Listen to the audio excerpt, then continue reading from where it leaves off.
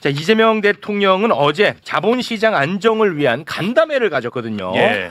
주식 투자하시는 분들 지금 엄청나게 많이 늘어났잖아요. 네. 예, 여기서 굉장히 중요한 이야기들이 많이 나왔고 앞으로 또 어떤 것들이 변하는지 이런 이야기 전문가와 함께 이야기 나누겠습니다. 여기서는 또 우리 검사님 활약 저희가 또 기대합니다. 주식 얘기할 때는 우리 생각 언제나 같습니다. 네, 검찰 개혁 제일 좋죠. 제일 좋아. 네. 자, 일단 박시동 평론가님 박수로 모십니다. 네, 안녕하세요. 안녕하세요. 네, 박시동입니다. 반갑습니다. 자, 이재명 대통령은요 코리아 디스카운트 아니죠. 네. 코리아 프리미엄 프리미엄. 시대로 갈 수가 있다. 이런 이야기를 했거든요. 네. 굉장히 희망찼습니다. 저는 우리가 하기에 따라서 이 코리아 디스카운트가 아니고 얼마든지 정상 평가를 넘어서서 코리아 프리미엄도 가능하다. 네, 이렇게 얘기를 했는데요. 구체적인 이야기들이 많이 다뤄졌는데, 야, 네. 물적 분할. 제가 최대 또 피해자거든요. 네. LG화학에 제가 아주 세게 당했는데요. 예. LG화학이 배터리 사업이 좋다. 나한테 얘기해가지고 네. 내가 들어갔어. 들어갔죠. LG화학. 예. 근데 배터리만 똑 떼갖고 나간 거야. 이게 무슨 장난? 나는 세상에 이런 게 있는 줄 몰랐어. 이거 화나죠. 화나는 게 아니라 이거 네. 뭐 이런 미친 나라가 다 있나 싶었거든요. 네. 근데 이런 나의 아픔을 또 이재명 대통령이 계속 보도만 주고 있거든요. 대한민국의 특이한 재벌 구조에서 계속 파생된 문제이기도 한데 기업의 지배 구조 문제죠. 지배 경영권의 남용. 분명히 알토라는 주식을 샀는데 어느 날 보니까 알맹이는 쏙 빠지고 껍데기만 남더라.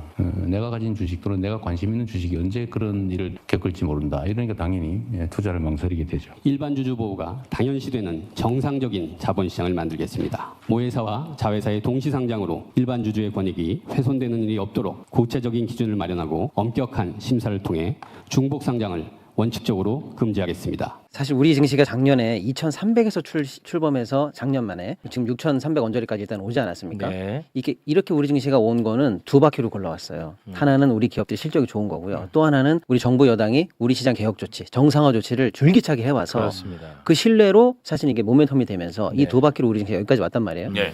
근데 이 전쟁 와중에서도 반도체는 잘 팔리고 있다. 기업 실적은 걱정하지 마라. 이런 얘기가 있고 그렇습니다. 또 한편으로 이 전쟁 와중에서도 이런 우리 시장 개혁 조치는 오늘도 뚜벅뚜벅 이렇게 계속되고 있다. 저는 이런 걸 확인했다는 걸로 어제 간담회 그거 자체만으로도 너무나 의미가 있다. 그러네. 예, 여전히 우리 시장에 대한 그 미래를 밝게 보셔도 좋겠다. 우리 지금 할 일 한다 이런 걸 보여주셨는데요. 네. 작년에 있었던 개혁 조치를 제가 잠깐 말씀드리면 상법 1, 2, 3차 개정이 있었고 네. 배당소득 분리과세가 있었거든요. 근데 제가 감히 평가하건데 1차 상법 개정안보다도 이게 더 중요합니다. 어저께 나왔던 얘기가요. 어제 나온 얘기. 예, 그러니까 우리 시장에 늘 문제, 코리아 디스카운트가 뭐가 문제야라고 야 주범을 불러봐. 구속시켜 범인 잡아와 그러면 범인을 3명을 잡아오든 10명을 잡아오든 1명을 잡아오든 꼭 들어가는 게 바로 이거예요. 중복 상장입니다. 물적 분할. 예. 중복 상장. 근데 이제 이거를 어떻게든 해결해야 되겠다라고 하는 게 늘 이제 학계에서든 여기서는 얘기가 나왔는데 아예 대놓고 원칙적 금지라는 선언이 나온 거예요. 저는 이거 혁명적이라고 봅니다. 그래요. 그러니까 제가 말씀드리잖아요. 1차 상법 개정에서 나왔던 주주보호 원칙들 그것만큼 중요한 혁명적인 조치다. 저는 그렇게 봐요. 예를 들면 이제 이런 겁니다. 좋아. 구글 세계적으로 포털 시장을 다 휩쓸었죠. 유튜브 지금 다 유튜브 세상이에요. 제미나이 AI 지금 잘 하고 있습니다. 이거 다 미국으로 치면은요 알파벳이라는 기업 하나에 들어 있는 거예요. 근데 우리 같으면은 알파벳이 상장됐다가 야 구글이 잘 돼, 구글 빼, 유튜브 빼, 제미나이 빼, 맞아. 웨이모 잘 돌아다니니까 빼라고 해서 수십 개로 분할 상장됐을 거예요. 예. 근데 알파벳이라는 기업 모기업 하나만 상장돼 있거든요. 그러니까 구글이 잘 되든 유튜브가 잘 되든 이 모든 가치를 알파벳이라는 단일 종목 하나가 지금 다 누리고 있는 거예요. 그러니까 처음에 이 알파벳에 투자했던 주주들이 사업이 번창하면 할수록 그 기업 가치를 그대로 수익을 보고 있단 말이에요. 그렇죠. 근데 우리 어땠습니까? 방금 최욱 앵커님 말씀처럼 배터리 사업 잘 될 것 같아라고 해서 화학에 투자했더니 그것만 알맹이를 쏙 빼. 그 미친 거 아니야? 화가 나야 정상입니다. 네. 뚜껑이 날아가야 정상이에요. 나 진짜 열받았거든. 그때 내가 갑자기 생각나는데 나 진짜 열받았어. 나는 근데 물적 분할이 뭔지도 몰랐어요. 막 폭락하는 거야. 근데 대한민국 경제 전문가라는 놈들이 방송 나와가지고 이게 뭐 그렇게 나쁜 거는 아닙니다. 야, 씨, 내가 바보냐? 씨. 맞아요. 저렇게 뚜껑이 열려야 나 정상이에요. 진짜 외국에서 볼 때는 사기나 마찬가지입니다. 사기지. 네. 근데 이게 너무 당연해서 평론가들도 그게 뭐 화날 일 아니다 이렇게 얘기하고. 아니야, 그렇게 말했던 나를 사람은 속이더라니까. 네, 그렇게 말했던 사람은 제대로 된 사람이 아니라고 제가 감히 진짜 말씀드립니다. 제가 과장 아니에요. 맞아요. 그러니까 좀 정확하게 알지 못하는 사람들을 그쪽으로 그냥 유도하는 거지. 그래서 이거 별일 아니에요. 주가가 말해주는데 뭐가 별일 아니야. 나는 진짜 너무 열받. 아니 나 진짜 내가 바보라고. 그러니까 두 번을 죽이는 거야. 예. 일단 그 회사 자체가 물적 분할로 나를 완전히 바보 그렇지, 취급해서 그렇지. 박살을 내놨어. 이미 예. 박살 화살이 나고 있어. 근데 대한민국 경제 전문가들이 다 방송 나와서 이거는요 뭐 그렇게 나쁜 건 아니고요 하면서 바보 만드네. 완전 사람을 바보 천치로 만드는 거야. 내 진짜 이름 확 까고 싶네 진짜. 근데 그런 사례가 많아요. 최고 앵커 그 LG 화학 사례처럼도 네. 있고 자꾸 옛날 얘기해서 그렇습니다만 카카오 같은 경우에 30-40만 원 이상 주가가 가던 게 지금 다 10만 원 언더예요. 왜 그렇게 됐느냐? 카카오가 하고 있는 모든 사업들이 다 지금 개별적으로 분사가 됐기 때문이에요. 그러니까 이제 처음에 그 모기업에 투자했던 분들 입장에서는 한 번, 두 번, 세 번, 수십 차례 사실은 계속 사기를 당하면서 자기가 사실은 누렸어야 될 가치를 뺏기고 있는 상황이거든요. 예. 이걸 이제 원칙적으로 금지하겠다는 거예요. 자, 그런데 이제 구체적인 플랜이 이렇게 나오는 거예요. 일단 대기업 집단에 들어가 있으면 원칙적으로 금지다라는 건데요. 대기업 집단, 쉽게 말하면 재벌이에요. 공정에서 지정하는 규정이 있는데 그냥 재벌이라고 보시면 되는데 네. 그게 몇 개 회사가 있는지 말씀드릴게요. 92개 대기업 재벌 집단이 있습니다. 92개. 그리고 거기 산하 있는 계열사가 2,900개가 넘어요. 대충 재벌은 100개, 계열사는 3,000개 이렇게 외우시면 맞아요. 대충. 100개 3층 이 새끼들 엄청 쪼개놨네 이 새끼들 진짜. 좀 심각한데. 예, 그런데 정말. 예를 들어서 우리나라 시총이 지금 한 5,200~300조 되는데 여기에 자기네들끼리 같은 식구끼리 중복 상장돼 있는 그 시총만 합치면 1,000조예요. 이게 미국의 400배입니다. 이해되시죠? 미국은 중복 상장이 없기 때문에 그런 거예요. 그렇겠지. 심지어 옆에 있는 사회주의 중국의 10배예요. 대만의 7배, 일본의 5배예요. 그러니까 우리는 원래는 한 기업에 모였어야 될 이익을 미국에 비하면 400배나 지금 희석해서 가지고 있는 거고요. 이해되시죠? 대기업 집단 예를 들어서 극단적으로 100개 회사만 만약에 상장이 됐어야 될 건데 만약에 극단적으로 계열사가 지금 다 상장된 건 아니지만 됐다 치면 100개가 누렸어야 될 이익을 3,000개가 나눠 가지려고 했다는 거예요. 어떤 말씀인지 아시겠어요? 네. 그걸 막겠다는 거예요. 자, 그러면 이건 우리 시장에 대해서 어떤 효과를 주느냐면 이런 거예요. 뭐 최욱이네 집이 부자래. 근데 사람들이 별로 부자 취급을 안 해줘. 왜냐? 좀 있으면 첫째 아들이 그거 집문서 들고 결혼할 때 나갈 거야. 막내딸이 폐물 들고 결혼할 때 나간대. 즉 언제든 분할 상장될 수 있다고 생각하니까 못 들어가. 지금 부자라고 해도 그걸 쳐주질 않습니다. 그렇지 못 들어가. 그런데 이제 금지된데 큰아들이 결혼해도 같이 살기로 했대. 뭐 작은딸이 결혼해도 폐물을 안 가져가기로 했대. 그렇지. 이렇게 되는 순간 뭡니까? 최욱 부자 맞아. 그렇지. 라고 인정하잖아요. 그렇게 해서 지금 분할 상장이나 중복 상장이 멈춘다고 하는 순간 무슨 일이 생기느냐? 앞으로 빠져날 이득이 안 빠져나가고 저수지에 갇히겠구나라고 하면 바로 재평가가 들어가서 바로 주가가 올라갑니다. 그러니까 이거는요. 좋다. 우리 시장에 대한 미래에 대한 엄청난 혁명적 조치이기도 함과 동시에 좋아. 지금 당장 일어날 현찰이에요.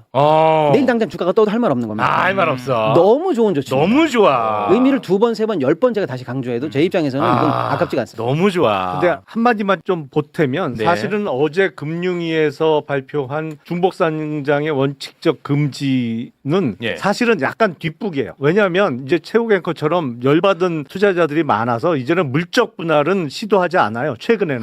욕 먹으니까. 욕먹고 뭐 인적 분할도 역시 마찬가지 취급을 약간 받고 있어서 요새는 재벌들의 새로운 유행은 뭐냐면 네. 근데 이거는 어제 나온 내용으로 규제가 안 돼. 아직. 뭐야 그거 얘기해줘요. 네, 이 최근에 어떻게 하고 있냐면 네. 우리나라 재벌 기업의 해외 현지 법인의 현지 상장, 해외 법인의 현지 상장. 그러니까 LG 전자가 우리나라에 상장되어 있잖아요. 네. 근데 LG 전자 인도 법인이 있어요. 네네네. 인도에서 뭐 에어컨도 팔고 해야 되니까 거기 법인을 만들었지. 네. 원래는 그게 LG 전자의 100% 지분을 갖고 있는 그렇겠죠. 비상장 회사였죠. 네. 근데 이거를 LG 전자 인도 법인을 인도 증권 시장에 상장을 하는 거야. 네. 현지에서. 와 그것도 일종의 물적 분할 아니야? 사실은 똑같아요.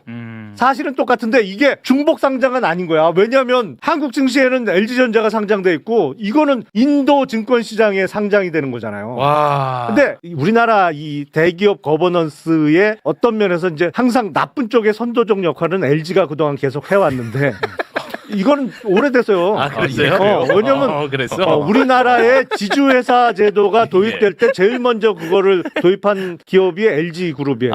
그랬어요. 그래서 항상 선두에 섰지. 선두에 섰는데 이 해외 법인의 현지 상장도 LG전자가 맨 처음에 하고 나니까 이제 현대차가 따라가고 그래서 최근에 대기업 집단의 트렌드는 이거야. 아니, 지금 말씀하신 게 실제로 지금 이루어지고 있다는 말씀이에요? 이미 인도에서 상장됐어요. 상장됐어? 그러니까 LG전자, 현대차는 지금 인도에 상장이 돼 있어요. 진짜 이제 너무하네. 어제 발표된 내용이 이 현지 상장은 못 막아요. 그러니까 이걸 어떻게 할 건지도 앞으로 숙제예요. 알겠습니다. 금융위가 약간 뒷북쳤어 어제.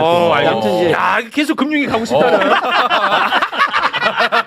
나 가고 싶다. 나 여기 있다. 아니 또 그렇게 해석이 되나? 이게 좋은 해석이잖아요. 그런 의도는 네, 아니었었는데. 이런 식으로 사실은 이 원칙을 말한 게 사실은 앞으로 일파만파 영향을 많이 미칠 거예요. 한 말씀은 시간이 없으니까 하나만 더 이런 파생 효과를 말씀드리면 재벌들의 상속 증여 문제와도 이제 앞으로 크게 이제 이게 연관을 짓는 결과를 만들어냅니다. 상속 예를 증여. 들어 재벌들이 어떻게 상속하느냐? 제일 기본적인 수법이 이거예요. 회사가 뭐 100조짜리 회사야. 그럼 어떻게 해야 됩니까? 내 지분이 100조야. 그 재벌 회장 그러면 자식이 100조를 벌어서 상속 증여를 받아서 상속세를 내고 가져가든지 아니면 자기가 돈을 벌어서 지분을 사든지 하는 거예요. 그 돈 있냐고요? 없잖아요. 그러니까 물려줄 때 어떻게 하느냐? 비상장 회사를 하나 조그맣게 뭐 20억짜리, 30억짜리 만듭니다. 증여세가 한 10억 내고 그 회사에 일감 몰아주기를 엄청 합니다. 그래서 몇 조짜리 회사로 만들어요. 그리고 그 회사를 상장해서 그 지분이 몇 조가 되면 그걸 팔아서 증여세를 내든지 그 회사랑 나중에 등가로 맞춰서 모 회사를 먹는 방식으로 합니다. 어쨌거나 재벌들의 상장 구조의 상속 증여의 핵심은 비상장 계열사를 키워서 그걸 상장하는 돈 가지고 모종의 시나리오를 다 짜요. 시나리오 1, 2, 3, 4, 5는 다 여기서 변종이 이루어져요. 네. 이게 막혀요 이제. 아, 그 막혀요? 막히죠. 중국 상장이니까. 잘 됐다. 그래서 지금 승계 이슈가 있는 회사들이 갑자기 어제부터 주가가 오르기 시작합니다. 아. 이제 전공법으로 해야 되거나 또는 이 회사가 강제 합병당하지 않겠구나 뭐 이런 이슈가 있으니까요. 아, 이게 좋아, 그러니까 좋아. 일파만파 거버넌스에 다양하게 사실은 영향을 많이 미칠 겁니다. 아, 좋았습니다. 그러니까 우리 시장의 신뢰 회복에는 매우 중요한 폐부를 찌른 조치. 아, 폐부 찔렀습니다. 물론 이제 우리 김영남 의원님 말씀하신 것처럼 세부적으로 좀 가다듬어야 될 건 해외법이. 있는데 그건 이제 2분기 안에 구체적인 이제 제도의 어떤 그 실체를 좀 드러낸다고 하니까 네. 디테일을 좀 우리가 맞춰서 이건 네. 좀 부족하다, 이건 좋다 이렇게 또 저희가 2차 분석해드리면 되는 거예요. 아, 그거 계속 해야 돼. 그런 얘기를 왜 선제적으로 안 해?